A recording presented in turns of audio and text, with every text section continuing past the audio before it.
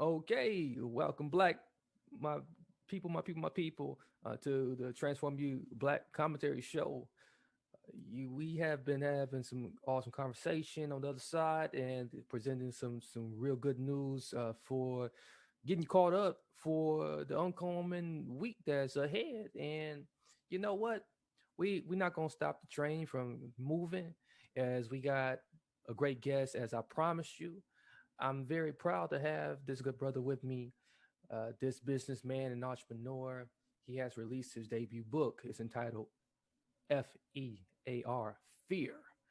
It was released on November 11th, 2020.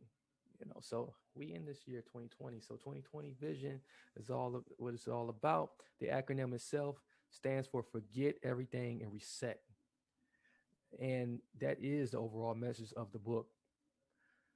Hussain Abdullah currently owns and invests in several companies, including real estate, consulting, and education. He tours nationwide, conducting presentations and workshops for all ages and walks of life. With a primary focus of reinvesting in the communities, Hussein's goal is to give back and encourage potential investors to pursue happiness and that their dreams are achievable. So we got him with us right now, and of course you can check him out on IG as well as Facebook at Fear WKSHP. How's it going, good brother? Everything is good, brother. Thank you for having me. It's definitely a pleasure to have you with us. Please tell us, in your own words. I know I said a few liners, but tell us about your journey from where you started just to get into where you are now. Well, it's an interesting story, I think. Born and raised in Brooklyn, New York. Um, Grew up on the South Side, Brighton Beach. Went to school, Park Slope. For people who know Brooklyn, know that those are two very different neighborhoods. Yeah. So I had a cool situation where I could see two different sides of the track, and basically fast forwarding, uh, growing up in a city in the 80s and 90s, whatever, what have you. I had a mom who kind of wasn't gonna let me fail, kind of shipped me away, and all of this stuff is in the book, so I'll be a little ambiguous, but Okay. kind of shipped me away without me knowing. Ended up Okay. in the Midwest, came back, pursued education. Last year, I retired from public education in New York City school district as a math teacher, Okay. and was able to retire at the age of 37 because of math, because of Mhm. my investments. So I decided I should write a book and make it more accessible, make my information more accessible to the masses, because oftentimes people don't have the funds that it takes to start to Yeah. invest in real estate, but you can get the game, for a nominal fee through the book. I like that. Accessibility is definitely the issue right now, and we're gonna get into that a little bit later. And I love how you started off by letting us know that, like, hey, you know you got a chance to see, you know two different stories, as you were growing up. You seen what it was like, and then you got shipped away. You got into the Midwest. That probably looked a little bit different too. uh, Yeah, I yeah. live in the Midwest, so I know. Yeah, totally different. And just real estate here is like, is definitely, pretty different. And then public education, that that definitely is quite a bit of a challenge. So haven't had that experience, and working with the kids and whatnot, and being a math instructor, uh, and now real estate. So forget everything and reset. I'm very curious about that. I really love that message. Because when we think about, the things that we have been through, and some things for a lot of people, can be quite traumatic. And when we think about this year, some is very arguably, that to say that this year has been very traumatic. And a lot of people could really use that reset, and investing could be that vehicle to really help you along the way to further you away. So how did you come up with that, and why that particular slogan, that tagline? Well, when I started writing the book, it kind of came out organically, like everything else I do. I don't try to force anything. I learned that early on, that when you try to force things, the energy's off, and Yeah. you don't get the quality product that you're looking for.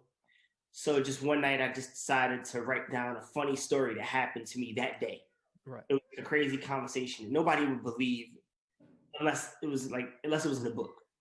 So Mm. then I put together a couple of different stories. I was like, I think I might have something. Mm. And then there was a thread. And in working with a lot of clients, or early on when I started my business, HA Homes, which is Yeah. which is an investment firm that pools money, and it started out with pooling money and helping people learn how to invest. Most people were apprehensive, Right. and the apprehension was for a range of reasons, but the majority of them were skeptics just because they didn't have the knowledge. Mm. And then it was like fear was holding them back. Nothing else. It wasn't trust in me. It wasn't that they didn't have the funds. It wasn't that they didn't have the access, because I was providing access. Yeah. It was just their own, apprehensions. So I noticed that thread, and I noticed the thread in the stories that I put forth in the book, that people, their mindset kept them in a place where they weren't successful and where they weren't achieving what they were looking for. So the original acronym of the book was financial education about real estate. Mm-hmm. And then I worked that out, and I was like, okay, this is good. And then my fiance, she helps me with everything. You know what I'm saying? Gotta have that good woman. Yeah, y'all don't have a good woman. It's a good partner. It's not Yeah. gonna work. Nah, you gotta cut her off. She ain't good. Yeah, if you guys aren't good together, you got to find somebody else. Whatever relationship Right. you're in, Find find somebody else. somebody else. And then she was like, financial education about real estate is good, but that's limited. If you Yeah. don't care about real estate, you're not going to look at that book. And the Right. stories are not all about real estate. So you're right. So we made it more global, and it was forget everything and reset, because really, again, it's all about mindset, and that's what this logo is, right? Yeah. Uh, M squared was math man, because that's who I was. Mm-hmm. But my company is mind molders, right? As Right. teachers, as educators, that's what we do. We're molding minds, whether it's for the good, whether it's for the bad. Anytime you have a child that you're working with, you're literally molding their brain, right? With Mm. elasticity and neurons and all that stuff.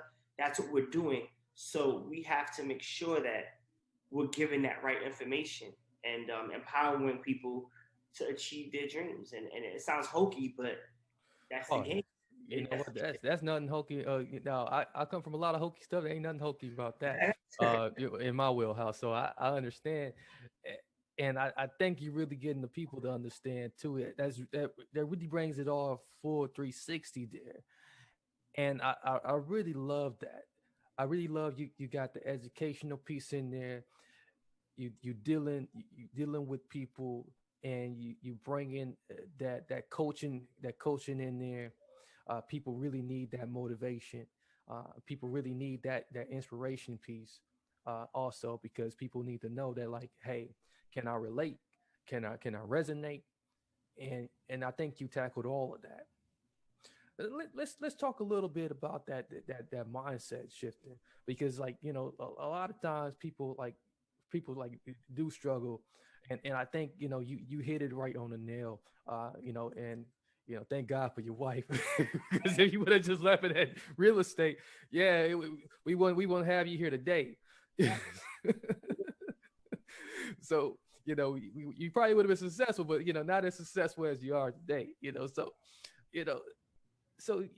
when you think about the mindset shift, just looking back on your own, like, you know it has the like, man, and I know there's a lot of brothers out here that can really really relate to this. This fear, this fear that we all, like, have been put in the position of, like, and then we come across something that, like, what, man, I can do this, but I don't even really know if I can do this. what did it take for you to kind of like get over that hump? Uh, and and and was it something that like from your past that like you kind of had to start shedding away and kind of looking at and like, man, you know what?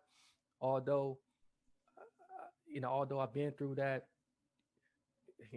I really gotta just get over this hump and and really let the fear go. Absolutely. And I think like anything, like most things in life, Hmm. there's subtle shifts that differentiate success from not being successful. Right. And one of those things is that people often believe that success is a destination. Right. Success isn't a destination. Success is the journey. Hmm. So I'm on my journey right now. Every day I'm working on getting better and I'm looking back at things. It could be something small, like a conversation, where I'm like, I could have handled that differently. And Right. that comes from being a leader. And as a leader, you have to have accountability. Mm. Now, people say things like, you're a good leader or a bad leader. In my perception, you are a leader or you're not a leader, right? So you Right. can't be good or bad. Your intent could be good, your intent could be bad, but you're either a leader or you're not. So if you don't have accountability, then you're not a leader, just by definition, right? Right. So for me, in answering this, I'm saying that there wasn't one specific thing. There are tons of stories and tons of people that helped me to get to where I am now. Some of those stories are in the book. Again, getting sent to the Midwest. When this story is in the book, all the details may or may not be, but Hmm. this is what really happened. When I was 18, getting ready for graduation, being in Brooklyn, there weren't really options Right. after the fact, right? It was like, all right, you're gonna go to high school, are you gonna go to college? I really didn't want to go to college, truth Hmm. be told. Right? I have 3 degrees now, but I didn't want to go to school. There was no point for me at the time. And the day before my graduation, I got into a fight in my building. So like Mm. I showed up to graduation with like whatever this, that, and the third from getting into a fight. And I think that was a breaking point for my mom because she was like, "What is he gonna do all summer?" Right. And every day that the crew I was with and the crew that was up, it was like kid stuff, nothing too crazy. Exactly. But Yeah. scuffles and Mhm. got we play football together, we fight basketball, kid stuff. And what ended up happening was over that summer that I was gone, one of those kids, one of them had got murdered. One of them had killed each other. And there was fights every day and this, that, and the third. My mom, luckily, like I was able to avoid that because I had opportunity. Right. So me hearing that and being away and then seeing the Midwestern lifestyle and like you could have a car and like people have garage. Like I'm from Brooklyn, like two Yeah. bathrooms. Like what is that? Yeah. You It's grass. yeah, grass. Like what is like you could just this. You know what I mean? So I had a different appreciation for Yeah. things and for things to aspire to. Right. So that was what I truly believe. Like I've been making money since I was a little kid. Like money is not really a thing, but it's like what to do with money. Yeah. Uh, what do you really value? Those types of things. Man, I without the Midwest, I don't see it. And at Mm. 18, such a pivotal moment. I mean, that was a huge game changer. That's one of the major shifts in my mindset was the opportunities I was presented being in Midwest, Minneapolis.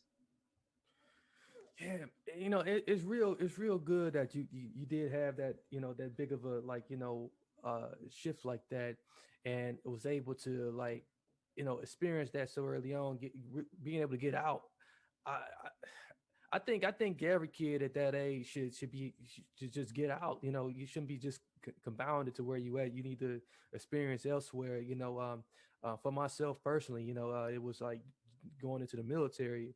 At 17, and then going having coming back and then going back out again. And uh, I think that that was your pivotal point there. Your first pivotal point. I'm pretty sure it was many others. Um, because as you mentioned it, this life is it's an ongoing journey. Success is just not one stop. I think that's a message that we definitely got to keep driving home to many of our youth today. Is one that they need to hear more. Because they think they made it once they get a few dollars, and they got the cars, and that's it. Um, Boy, you really just sparked something in my head. Now, it now just with just the whole uh part of just you know negativity. Let's talk a little bit about negativity. So this is real important here. You had a chance to break away from some negativity. I know a lot of people, uh, sometimes they are prone to negativity, and it's not by design. I don't think nobody was born into negativity, or want to be negative. But how much of this is an effect on what you're doing to build your castle? It depends because different ingredients make different recipes, right? So Mm-hmm. meaning, you know, salt might help if you're cooking pasta. Salt may not help so much if you're cooking something that's extremely sweet. Even though Right. sometimes I put a little salt on like apple pie, something that's really delicious. But the point I'm trying to make is, for me, I actually thrive, and people say, you shouldn't say that, but it's true. Like I'm super motivated by negativity in certain ways. Right? I'm Yeah. very competitive. I have 6 siblings. I have 5 brothers. You know what I'm saying? Like growing up Mm-hmm. as a bunch of boys. So I like that competition. Yeah. Other people, it might make them wither. You know what I'm saying? So for me, I mean, I don't mind negativity. I do distance myself from it now, Yeah. and I'm at a certain point of my success where, thankfully, I don't necessarily need any one person, right? So when I Mm-hmm. started out this business 5 years ago, I was a teacher. Right. I made a good salary, right? A teacher's a good job. I already owned real estate for several years at that point, so I had investments. So I Mm-hmm. was doing all right. I was comfortable. I owned a home. I owned a co-op in Brooklyn, right, downtown Brooklyn. So I was fine, considering, right? That's like the American dream, right? Right. But I knew that I wanted more, and I knew that I didn't want a boss. Like the Mm-hmm. word boss to me is a terrible word. It's a bad, Yeah. shit Yeah. thing, right? Right. But with that, how do most people start a business? Right? They have an idea, they don't really have the know-how, they try to figure it out on their own, and they try to work with their first circle of people, right? Right. Friends and family. And normally what happens is your friends and family want nothing to do with you. Exactly. And you internalize that. And you're like, man, like, but you know me, like, and then if you reset your mind, it's a choice to view that as negative or as positive. So now looking back and not being successful, I look at those people like, man, knowing what I know now versus what I knew then, I could see why they didn't want to invest back then. Mm-hmm. A lot of times people are like, yeah, well, when you have the finished product, then everybody wants in. Well, yeah. Of Yeah. course. Yeah, well, Yeah. because now they can see what they're investing in. Yeah. Everybody doesn't see what's in your mindset. So for all the young entrepreneurs or all the people starting business and stuff now, internalize it, but don't take it personal. Use it as a guide to make you excel more. You don't have to cut those people off. Mm-hmm. Keep them there. Let them see the growth, and then people are gonna work with you, and some are not. But yeah, you could use anything as a tool. And again, that's what fear is. Back in the day, somebody would say like something about your mom, and that's instantly it's on site, and that's not good, right? Because that means that you could be having the best day ever, and somebody says one thing, and now you're programmed to say, "Well, he said something about my mom, so I have to, Right. I You got have to got to engage." take it there. That's when that Yeah, Brooklyn comes out. So then now the rest of your day or the rest of your life, or how many dudes serve in life terms for 20 years because of a 5-second interaction, because they went right instead of going left. Right. And it had the choice. Mm-hmm. But ego and society and what and impressing people around them made them, you know what I'm saying? I'm still human. Like, you know what I'm saying? Yeah. And that's what I said. It's a daily challenge to say, like, this like I deal with clients or tenants and somebody will say something crazy, and so I have a choice: risk everything I have, Mm-hmm. or let it go, or reroute the situation. Yeah. So you know, you get older, you get wiser, and then you push negativity to the side, and that's that. So you know, just basically you don't have to conform to any one thing, and that again, that's what fear is about. Now you have the choices to make anything good, bad, or in between. You know, and once you know that, that's where the real power is. Like Neo in the Matrix. Yeah. That's it. Exactly. You really have all the tools. You're all powerful. Just people don't tell us that. Why? Because they want to condense it. They want to keep that under wraps. Nah, you can do anything you want. Like legit, you can do anything you want. And if you know that, you will aspire to that because you know you're capable. Yeah, this is a real powerful interview. You know, ladies and gentlemen, we're talking with Hussain Abdullah, author of the Fear book. You know, Fear. You know, F.E.A.R. You know, you got periods in between. Forget everything and reset. And also fearworkshops.com.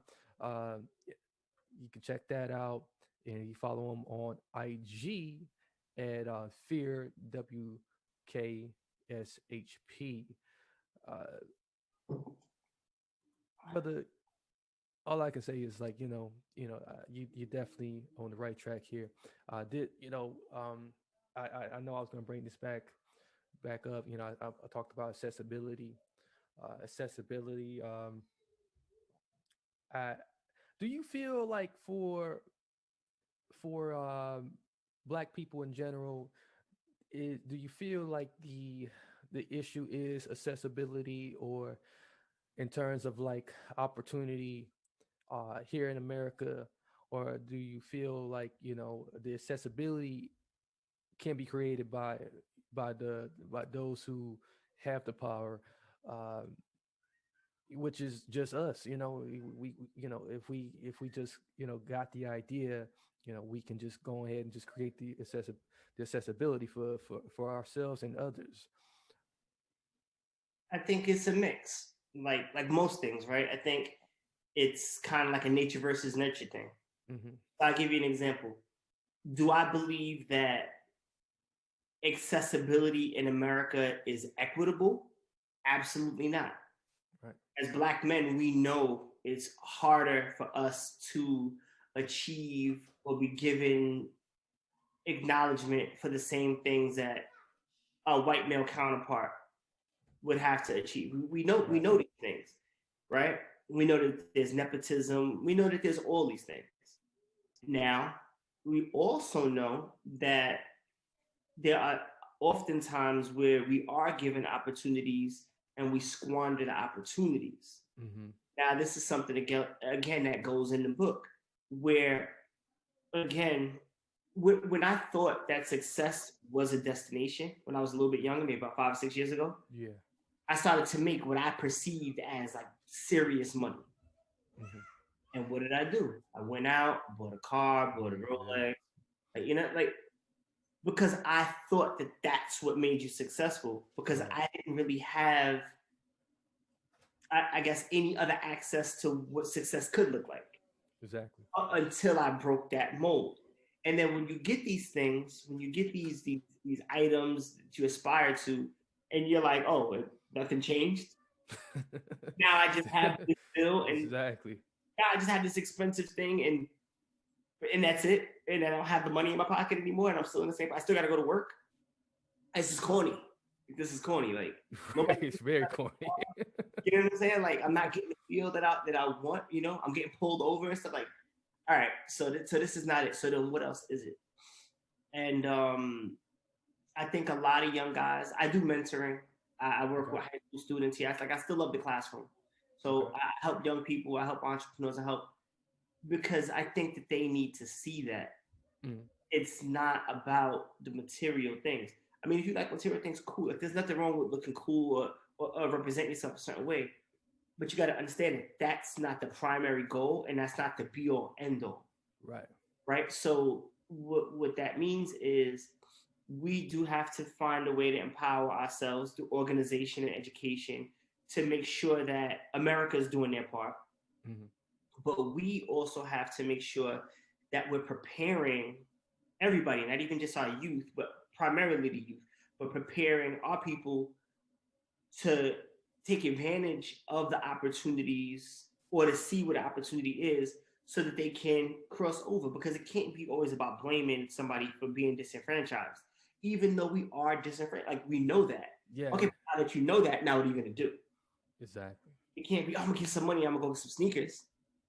I'm going to get my stimulus check, I'm going to get a couch. Like, you didn't have a couch yesterday. Why do you need a couch today? Why not get some real estate? And then you can buy 100 couches. You know what I'm saying? Or so it's just really about education. And we know that. And I think the powers that be know that. And I think that's why our education system is so broken. Because it's our mass education system is designed to keep us at a certain level, right? Mass education was created to create jobs for factory workers and different workers. It was never created to create bosses and leaders. We know this. Exactly. So we have to create that doctrine, and we have to create that and make sure that we're accountable for teaching it properly. I like that, man. Hey, that's unfiltered right there. So you ain't gonna hear that nowhere else. You'll hear it somewhere else, but they're gonna suppress it. so maybe hopefully they don't start suppressing me. So I'm not gonna let them. I'm gonna fight back. So yeah, man, thank you so much. If there's anything you feel like you haven't said, during this conversation, that you would like to say, Hussain, what would that be?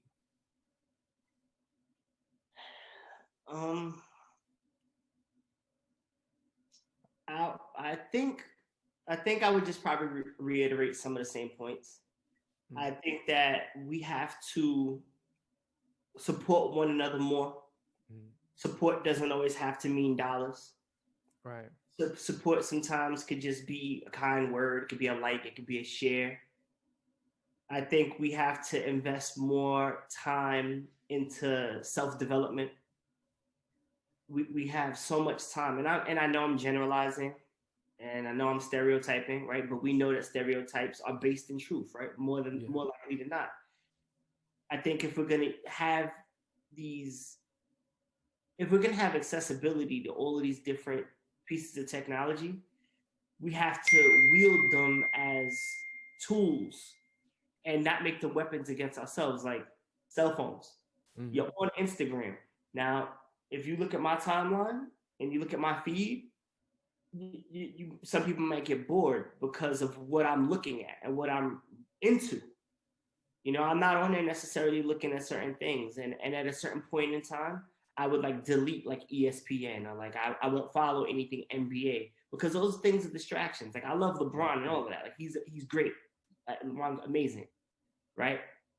Just cause he's my GOAT over Jordan right now. We can debate that. Oh man, don't start that debate. Exactly. I'm real. I like to debate, right?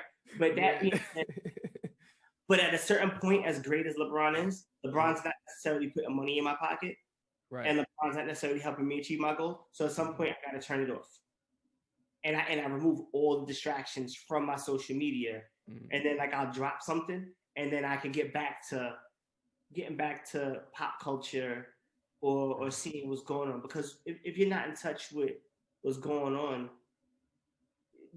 nobody's going to receive your message, right? Exactly.